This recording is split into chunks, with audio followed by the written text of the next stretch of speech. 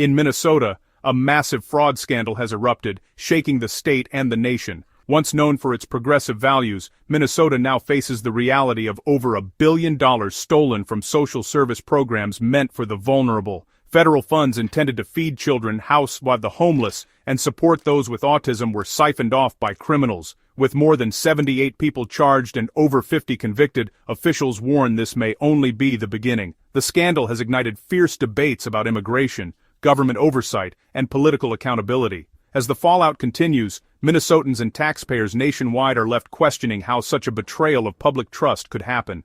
The billion-dollar theft targeted 3 key programs: Feeding Our Future, Housing Stabilization Services, and Autism Support. Fraudsters created fake companies and meal sites, billing the state for food never served to children. Money meant for the hungry was laundered into luxury cars, real estate, and overseas travel. In housing programs, criminals billed for services never provided, exploiting Medicaid funds. Autism support was also abused, with fake therapy sessions and kickbacks, delaying real help for children in need.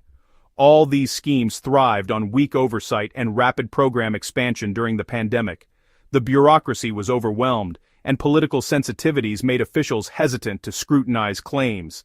This perfect storm enabled the largest fraud in Minnesota's history. Minnesota's Somali community, the largest outside Somalia, is now at the center of the scandal. Once a symbol of successful refugee resettlement, the community faces intense scrutiny, as most of those charged are of Somali descent. Somali leaders have condemned the criminals, insisting their actions betray both taxpayers and the broader community. They argue the crimes of a few should not define tens of thousands of law-abiding Somali Americans. Yet, the scandal has fueled debates about assimilation, immigration, and collective blame. The community is now forced to defend itself against sweeping accusations while confronting the reality of internal corruption.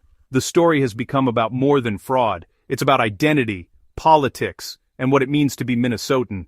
President Trump seized on the scandal, linking it to his hardline immigration stance. He called for drastic measures, including reviewing green cards and pausing immigration from countries like Somalia.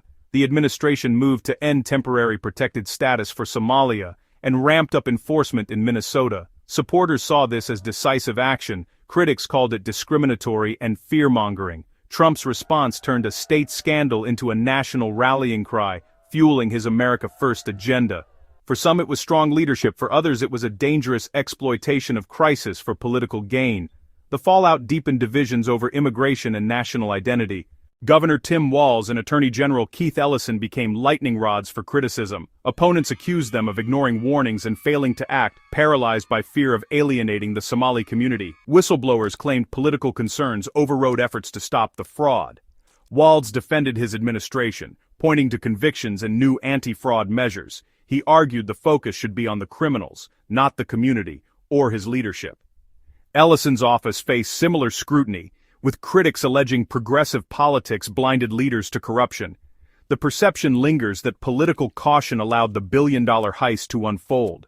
The scandal exposed a deep divide, calls for accountability versus accusations of bigotry. Trump's supporters saw his tough stance as necessary. Critics called it racist scapegoating. Local leaders argued that focusing on ethnicity was collective punishment, not justice.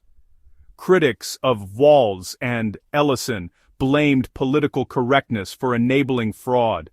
Defenders insisted investigations must be fair and avoid targeting entire communities. The result: a political stalemate with little common ground between demands for justice and fears of discrimination.